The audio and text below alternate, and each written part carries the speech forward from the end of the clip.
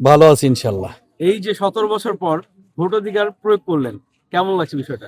দীর্ঘ 17টি বছর আন্দোলনের ফসল আজকে এই আমি হাজী সাহেবের ফকির উচ্চ বিদ্যালয়ে দানের শীষের পক্ষে প্রথম ভোটটি দিতে পেরে অত্যন্ত আনন্দ লেগেছে, যেটা ভাষায় প্রকাশ করার মতো না। তবে ইনশাল্লাহ আশা করি দানের শীষের বিজয় সুনিশ্চিত হবে। ভোটারদের উদ্দেশ্যে যদি কিছু বলতে চান।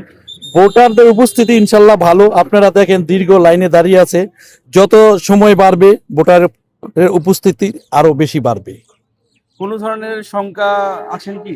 না, ইনশাল্লাহ আমরা 2,500-এ কোনো আশঙ্কা করি না, কোনো শঙ্কা হবে আশা করি এরকম কোনো পরিবেশ হবে না।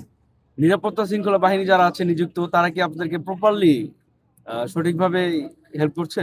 নিরাপত্তা বাহিনী যারা আছে তারা তাদের দায়িত্ব নিজ নিজ অঙ্গে পালন করছে। তারা আমাদের সবাইকে, যারা ক্যান্ডিডেট আছে সবাইকে সহযোগিতা করছে।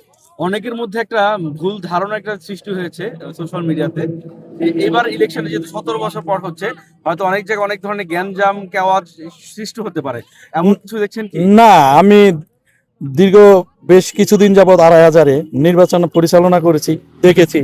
কিন্তু আমাদের 2,500 অন্তত পক্ষে এরকম ঘটনা ঘটার জায়গা কোথাও নেই ইনশাল্লাহ।